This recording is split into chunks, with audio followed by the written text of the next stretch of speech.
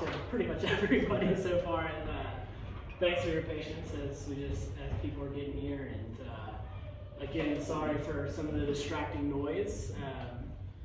Our quiet space that the school needed today to rehearse a play, so we got moved up here, which is a little in between places. So I'll try to speak up and make sure you can hear me. But welcome. For those of you that don't know me, I'm Aaron Litchke. I'm the Director of Citizen Advocacy at Atlanta DeKalb. I know most of the people in the room, but I know Veronica has been kind of a touch point with most of you. So I just wanted to welcome and thanks for coming out today. This is just a little opportunity. I know everybody's had a little bit of interaction in different ways to what citizen advocacy is in different conversations. So this is kind of just a little bit of a quick refresh of that, plus different ways that you can engage. So I know we have some advocates in the room, but there's other ways to engage with the organization as well. So we just wanted to do a little lunch and learn for people to know that, and see where we can continue to build this community that we want to see here in Atlanta. So what is citizen advocacy? So at its deepest, most profound point, it is just a principled engagement in another person's life. So while we are Citizen Advocacy at Atlanta DeKalb, and we specifically work with people with developmental disabilities, the idea of citizen advocacy is a specific, intentional engagement in another person's life. So I like to tell people, like, we do this on a daily basis with people we already know and love. You know, it might be a brother, it might be a mom, a dad, somebody, but you're intentionally making sure that they are living the best life that they can. But what we know is that certain people in our society don't have the same opportunities that we do. So specifically, we focus on people with developmental disabilities. And help other people engage intentionally in their lives to either provide spokesmanship or help navigate different systems, or even just be a friend, emotional support, etc. And we'll talk more about that. But so what it is, there's a specific definition, and we'll send out these slides too, but I know it might be a little bit hard to read from that distance. But overall, what Citizen Advocacy as an office, what Atlanta DeKalb does, is we bring these two people together. So we are matchmakers. So sometimes we say coordinator or matchmaker, we'll use both those terms meaning the same thing. But we actively recruit both a citizen advocate, which is just an ordinary valued member of our community, you guys, one of y'all, and then specifically for a person with a developmental disability that's either experiencing abuse, neglect, or social isolation. And we go through the process of matching together and introducing to help give the best chance that that relationship can last over time, and that the advocate is supported and prepared to stand for the rights of their new friend or ally or partner who has a disability. So that is the basis of citizen advocacy. So that is the primary and sole focus of our organization, is to develop these matches. So all this work is built on a specific framework. We are happy to go through this in detail if you're interested, but basically the idea of citizen advocacy comes out of from our founder, another theory or scheme or idea, which is called social role valorization. And basically that is a concept that says everybody has certain roles in our lives that we're in. So you might say, I'm a mom, I'm a dad, I'm a brother, I'm a church member, I'm an employee, I'm any of these roles.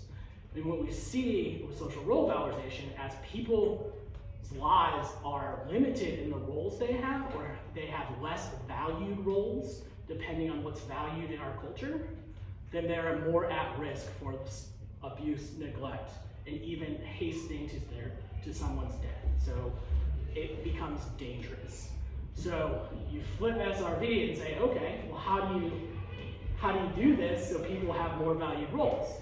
Well, we start with one person that gets to know you, so you have that valued role of being in this relationship together, and then exploring how to bring more opportunities for more valued roles for that person. So that is how social role evaluation and citizen advocacy work. It is a theory by Wolf Wolfensberger, who was also the founder of citizen advocacy. And then from there, citizen advocacy works off of 7 key principles. And these are ways to ensure that the organization, the work, the matching of people stays true to what it is and leads to no more harm. So as an organization, we've been around for 47, 48 years. These principles are ingrained in everything we do, from the materials you have in front of you, to the presentation, to the work when we're out of coffee shops meeting people or at community events. It is with these principles that we've seen over time gives the best ability to make sure somebody is truly valued and dignified in their life. And then the work itself is done through 7 key activities. Apparently we like the number 7, but that is kind of just the mechanism of how we go about our work individually. And in different ways to engage, this is an important step. Being an advocate, you're going to go through the process of the 7 key activities because everything is built on these matches. But we also love to educate people on the principles and activities so they can help us maintain our principledness as we work with people that are vulnerable. So, like I said, part of this presentation is how to engage with citizen advocacy related to the CAB. One is becoming an advocate. And we have a couple advocates in the room today, which is great. But basically, I'm not going to read through this whole slide. But what I want to bring up, and make sure we have plenty of time, is becoming an advocate is a very intentional process. So to kind of frame everything up, we have a goal to make 10 to 15 matches per year. So we aren't looking for 100 advocates in a year. If we have the ability, the money, the people, the time, we would, but the process of making these matches is extremely intentional, which means it's slow and takes time and effort and direct connection between the office and staff, the advocate, and the protege. But becoming an advocate, some of the things that we ask people to do. So what's the ask when becoming an advocate, right? Is to commit to being in somebody's life with the intention of being there over the long term. So a lot of times we see with different programs that people will be like, oh, come help somebody with this, then you're done. We believe in the power of a long-lasting relationship. Again, going back to think about the relationships in your lives, the people that you would call to help you. These aren't relationships that you met going someplace and met somebody for 2 weeks. They're the people that consistently show up in your life and you show up in theirs. And that is a form of protection in its own. So it's long-term commitment to an individual. So the very important thing, one of our principles, is independence. So each of these relationships that we help initiate is an independent relationship. It's 2 people that are in complete control of what they want to do and where they want to go. But we offer, as an office, we offer support to the advocate in that way. Some of the things, like I said, advocates do speak up on behalf of somebody. They might actively engage in helping find or navigate systems for housing, transportation, education, different things of that nature. But each individual person, like the protege, the person with a disability, each person's life is different. So I can't tell you today, like, oh, if you sign up to be an advocate, you'll do this, this, or this. It is a process of getting to know each other, building the foundation of a relationship, and then together deciding what you want to do to make each other's lives, but specifically the person with a disability's life, bigger and more full. And part of that, where we start, is at its baseline, and I can't say every advocate, we do ask every advocate to do this, is to think about how can this person be more involved in the community in the most natural way. So think about where you go, the people you meet, and all of that, and can this person come along and meet more people? So again, the entire idea is if you know one person that's well connected in the community, then you have this whole new network of possible people to get to know you as well. And if people know you, you're more safe.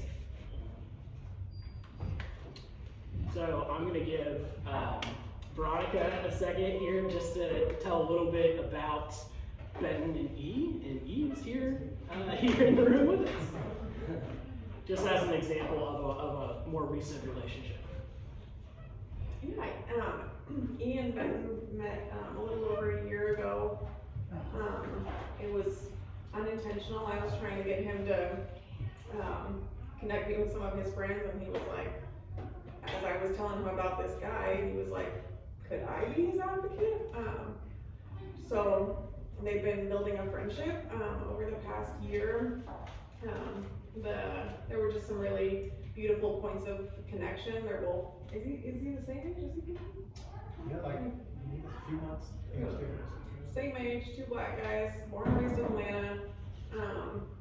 You know, if it wasn't for the fact that Benton grew up in segregated education, it could have very well been that they crossed paths. They could have crossed paths in their younger years. Benton is an amazing artist. These are his paintings that he actually, he commissioned Benton to do some paintings for his mom's birthday, for his mom's birthday. And yeah, he creates these beautiful goddesses of the sun, earth, and moon. But more, so there's been a building of the relationship, and really more recently,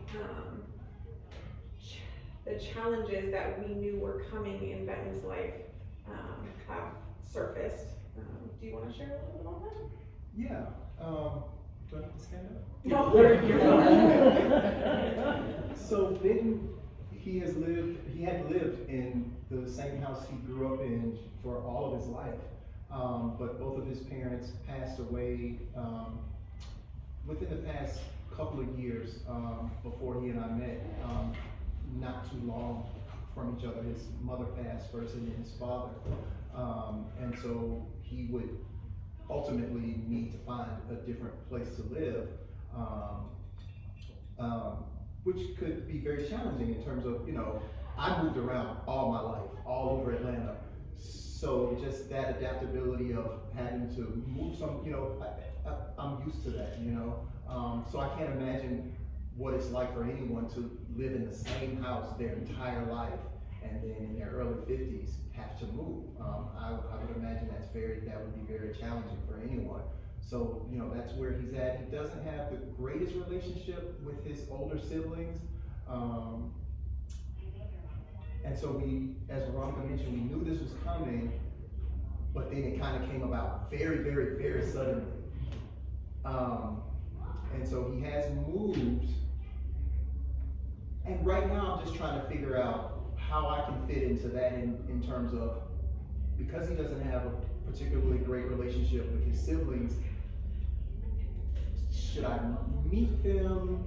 How do I interject and advocate for him with his own family, which, as we all know, can be a very touchy subject and a very touchy situation. So right now, those are some of the things we're trying to navigate. From my perspective and what I've gleaned from him, it's been very, very rushed, and it seemed like they just really wanted him out the house very quickly so they could sell it, etc. They have not let him see his father's will, which is very suspicious to me. But again, trying to figure out what I can do to help him in this regard. But I spoke to him yesterday, and he did let me know that the situation where he is now, I think he's staying in a rooming house in Ellenwood that's temporary, and then once they sell the house, they plan to use his portion of the funds to help them find a more permanent apartment.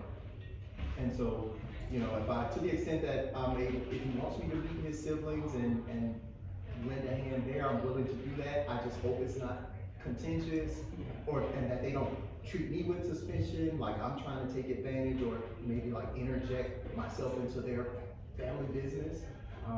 So, those are some of the things we're navigating right now in terms of challenges. But in terms of some of the positive things, we hang out.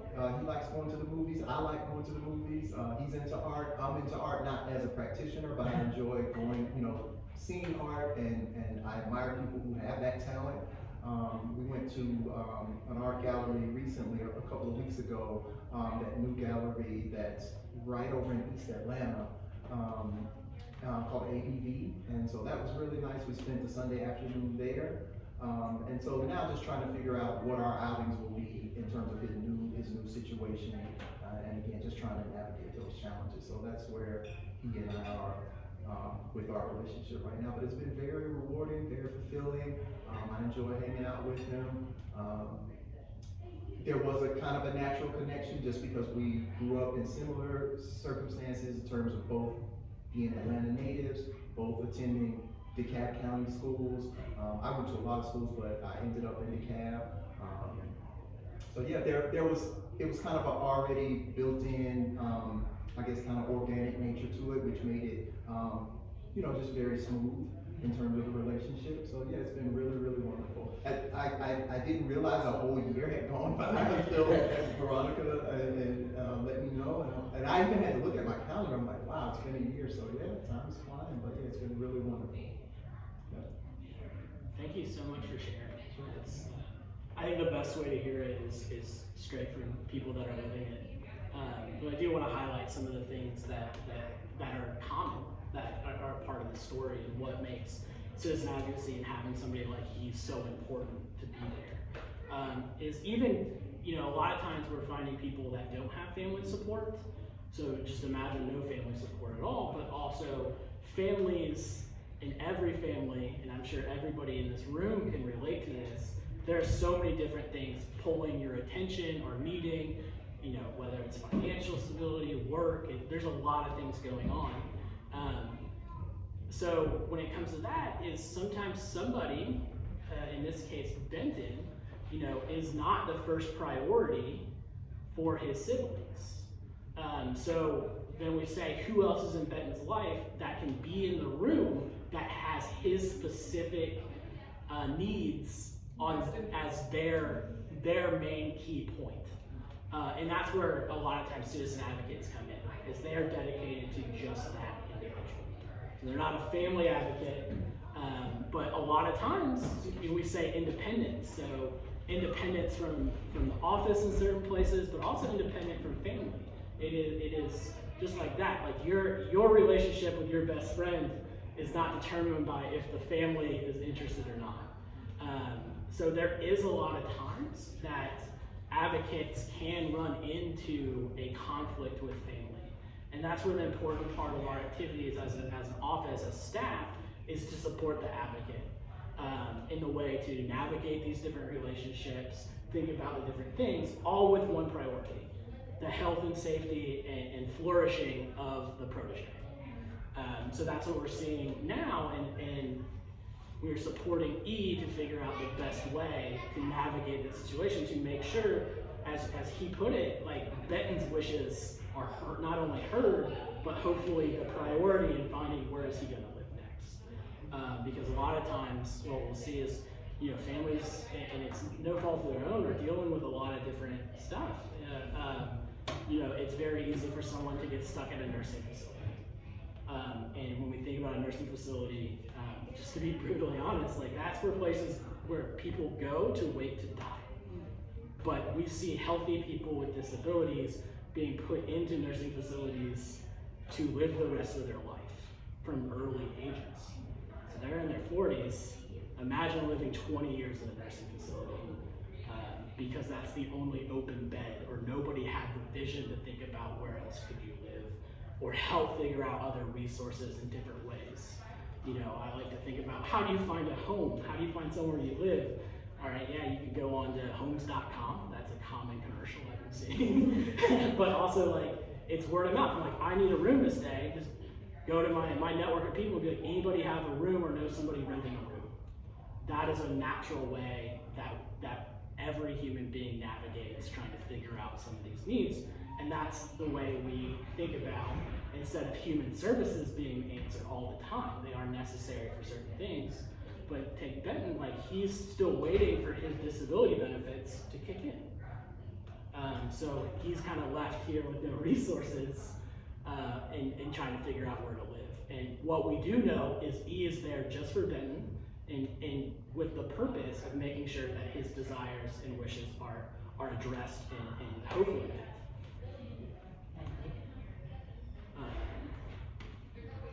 So I'm going to share a little bit about Charlie and Janie.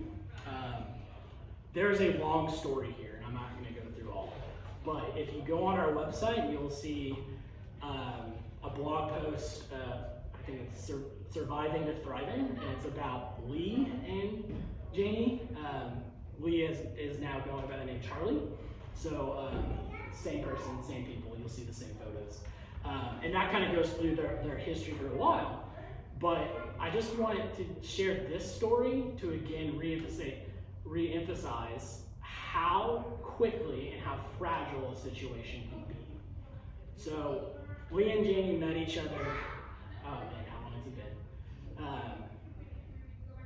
Probably 2021, somewhere around there. October 2021. At the time, Janie was living in a crisis home. She had turned 18, and her adoptive parent basically kicked her out, basically called the cops on her. She went to the hospital sent her straight back to the house she'd been kicked out of. So, and that's where Citizen Advocacy met her, is when she, through Atlanta Legal Aid, had found her a crisis home to live in. But a crisis home doesn't mean safety. And we knew directly at that point that Janie needed somebody to watch and protect her. So we went looking for, I think the way we put it was a mom bulldog. I'm sorry, I coughed right when you talked. A mom bulldog. Thank you. And luckily, we were actually just getting back into this building after COVID. And Lee at the time was moving into an office space here, but Virginia knew her, and she's like, you need to go talk to her. That's exactly who you're looking for. And that's when their relationship started. I remember driving, at that time Jamie was out in Lawrenceville, driving back, the first introduction and meeting, and Lee goes, I have another daughter. Like at that instant, she was gonna be there. And there was, from there, a couple of years of navigating abuses, neglect, people violating Janie's rights, and again, the same theme of finding a safe place for Janie to live, to even just start there, to even think about anything else in Janie's life. She needed a safe place to live.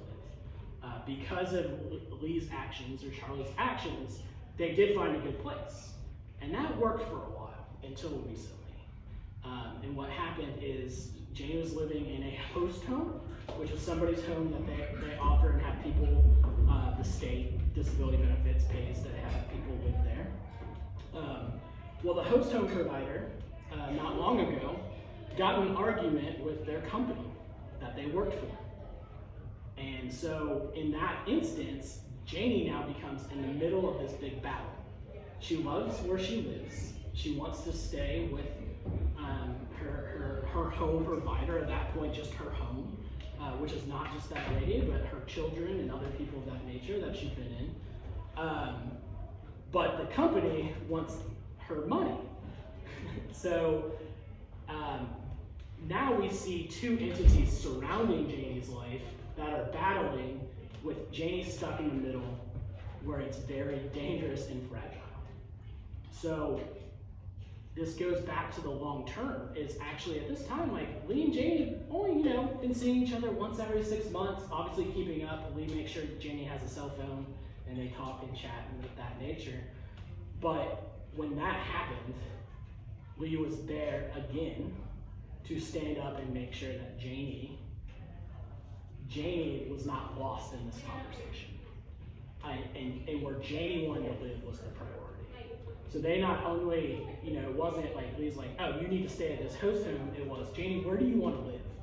Because the company was like, don't you want to live with our other places? And remind you, this is the same company that years past, she was living in places that were abusing her rights. But they were trying to take advantage of her to keep her in their system as the host home became independent. So it even got to the point where the providing company started threatening different things if Jamie didn't basically sign away her rights to where she wanted to be. So Lee called me up, and she's like, "What are Jamie's rights?" And I'm like, "All right, I know some, but I know people that know more." So we connected her with the Georgia Advocacy office, which we were founded under, so we have a great connection with them. In that phone call, able to answer, these are her rights. She can do what she wants today. Like, what they're saying is false. You do not have to listen to them. She can stay where she's at. She can sign and disconnect her contract, because it's her contract with the company of where she lives, anytime she wants. Because the company was saying, oh, well, you have to stay with us for this long, or this, all of these different things, confusing a 21-year-old. Like, any 21-year-old would be confused.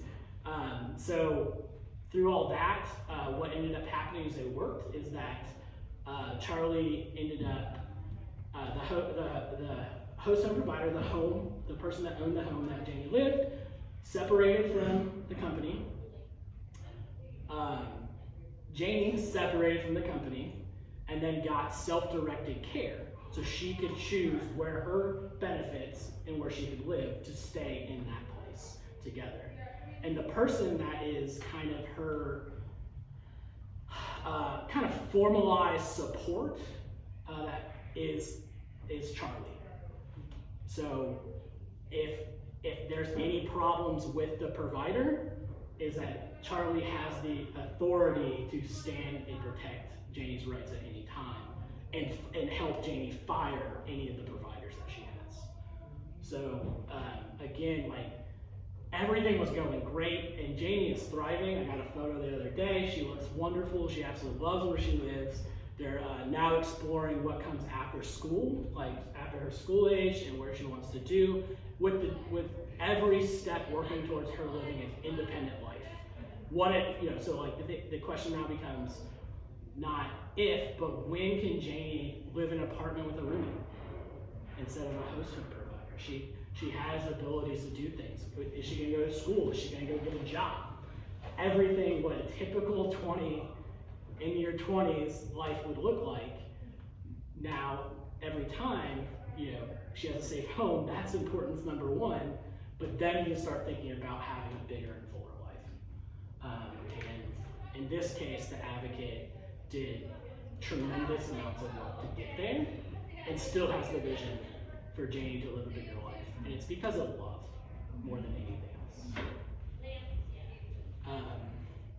So before we go on, does anybody have any questions, either about the stories or any of the beginning things? So like legally, you guys don't step in, but can we find the help for them to legally, I bet it's really common that legality comes in the middle. Yeah, so a lot of it is knowing your rights as an individual. Really, where the most legality things come in is if somebody has a guardian, which is a legal guardianship over them, which most of the cases that hasn't happened. So what is the legal right of somebody that's just there because they care to be there? Well, everybody has the right to have support, and it doesn't have to be formalized. But sometimes but we don't, and we're not looking for people that know every legal right, but we're connected to the people that know them, and their job and duty is to protect those rights when they're violated. So we support the advocate to finding the right resources.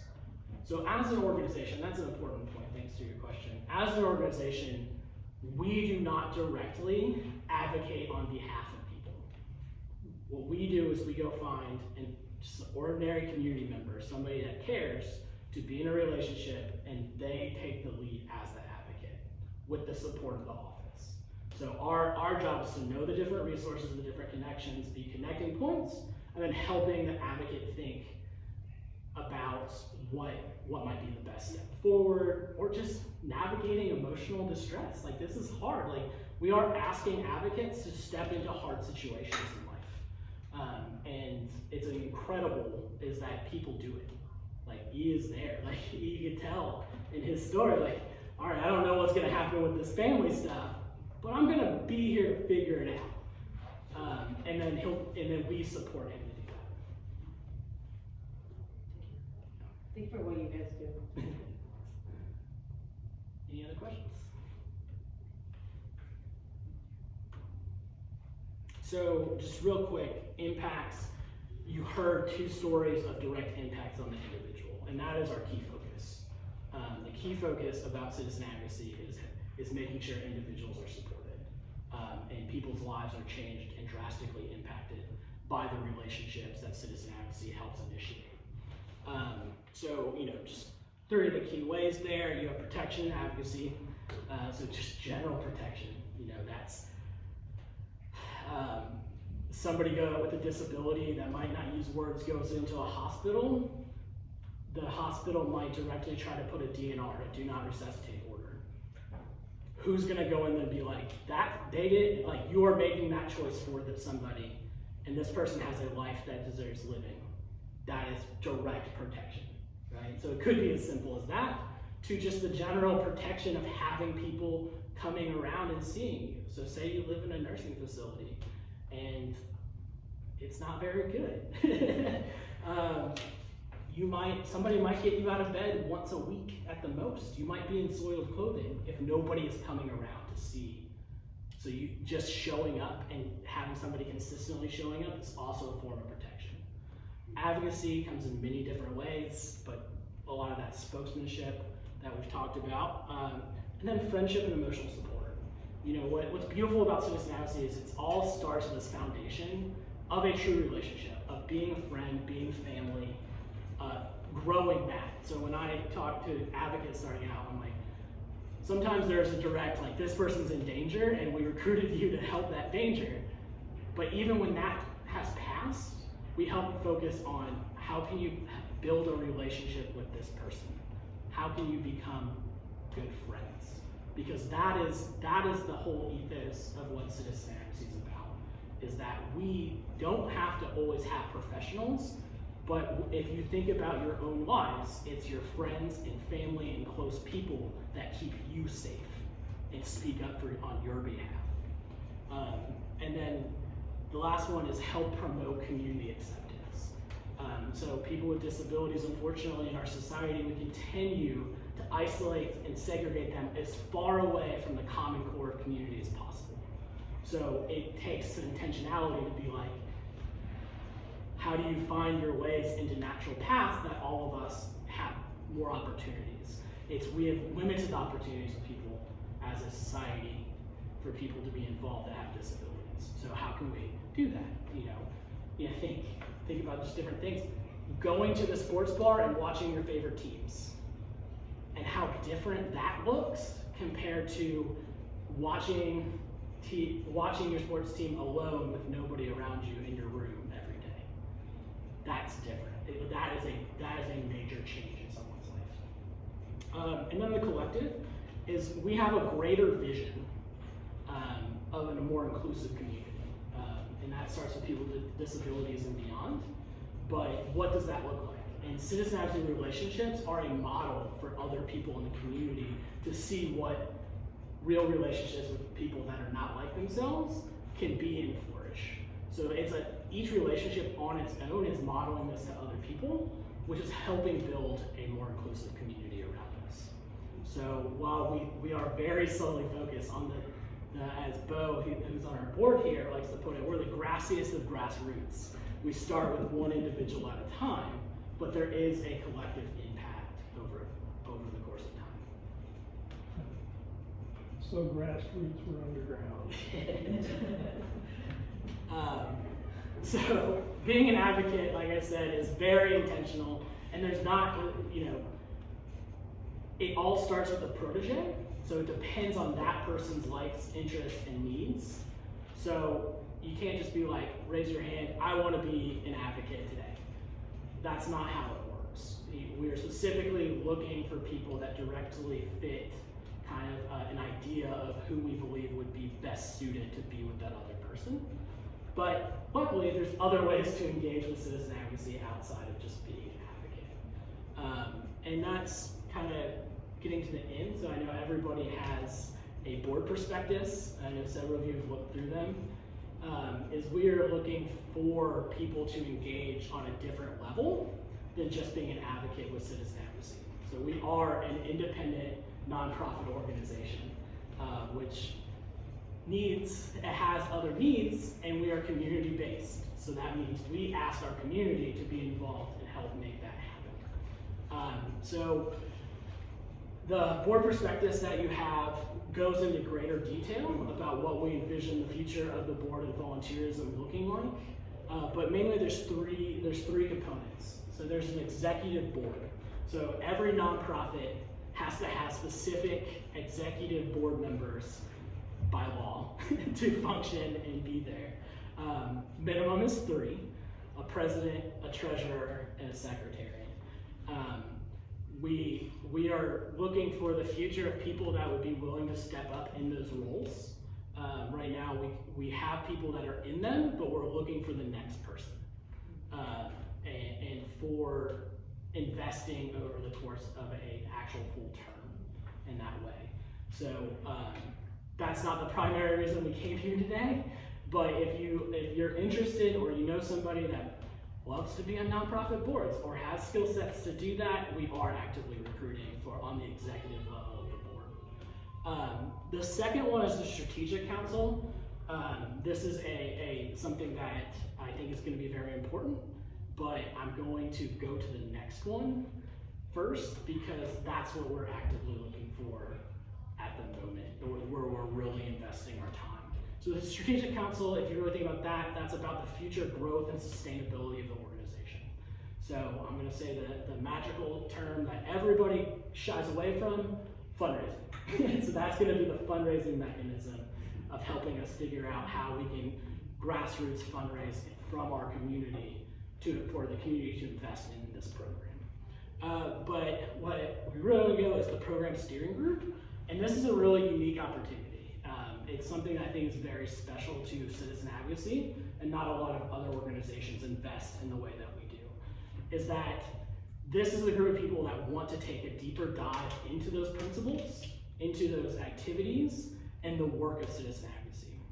So one of the things, how we work every day is we need people to engage and let us know the people they know and trust. Because we don't just put out we're looking for this person, sign up today. We are actively going person to person. And as you've all witnessed, how you've all been involved is you found, like somebody found you, like Veronica found you, or in other cases I, or even Gina, or even Bo. So the work of citizen advocacy is bigger than just the staff. And the more people that we have that understand the underlying principles and ideas, the more powerful a program can be. And then in relation, the more matches that could be made.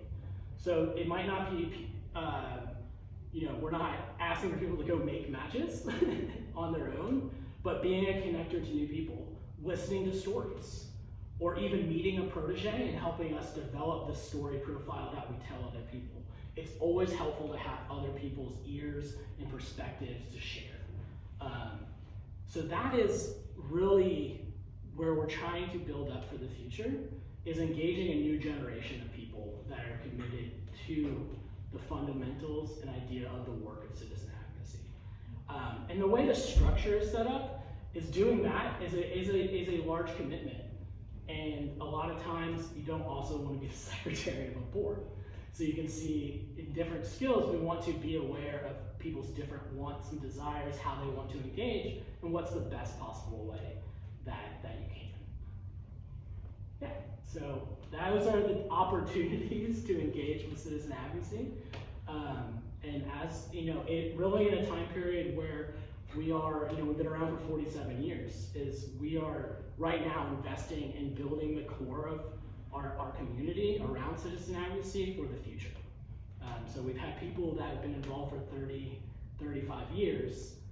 Now it's their time to rest a little bit and for the next generation of community members to invest in this idea.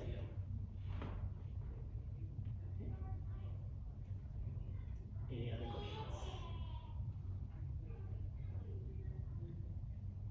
What's the next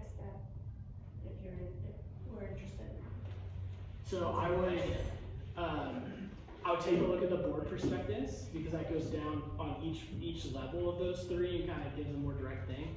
But the next step would be just setting up another conversation with either me or Veronica. So we can speak more in depth and figure out and make sure this is a commitment that people want to make and it's a good fit all around.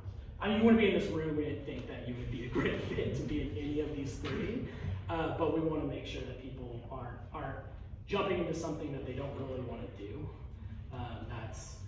It's not worth each other's times, and to be honest. And so we want to take the upfront, just like we do with matches, the intentionality, and like we do with everything, that's just having deeper conversations together.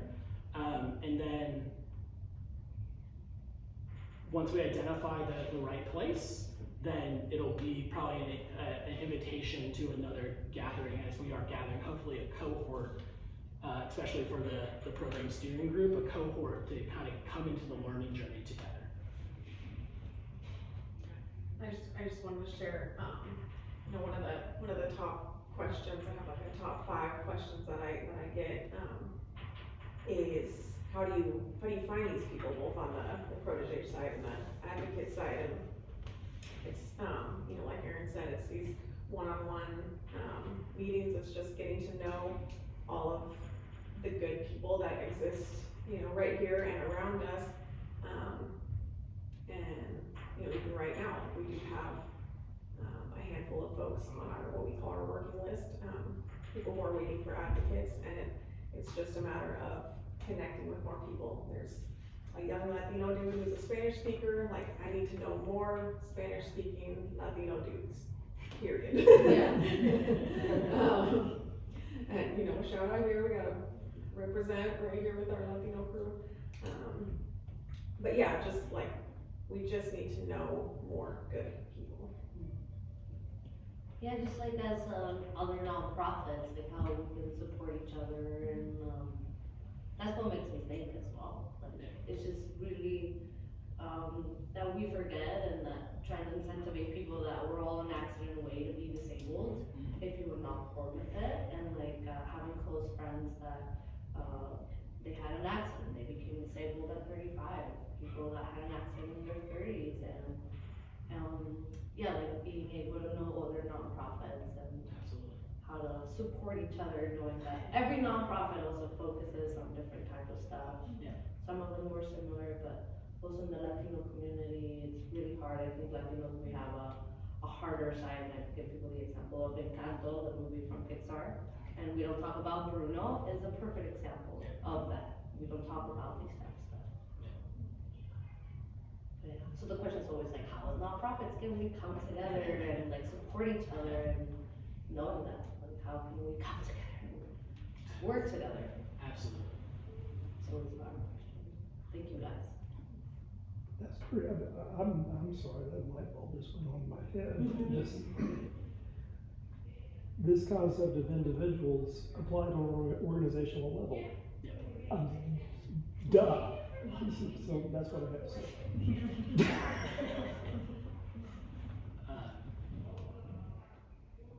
So this, like, there's different resources. You have a lot of this in front of you today, but hopefully I'll figure out how to get this off of Canva with the links intact. We can send it via email with the links. But you can find all of these resources on our website in the resources area, I believe. At least, if not, some of them are hiding. But all the things you have in front of you, I did check, are available. The links just take you to our resource page on our website. But we look forward to having that next conversation.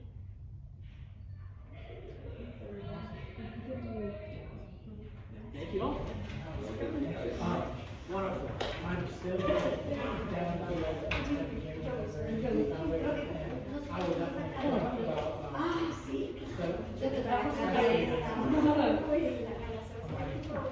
How nice. comment and reaction.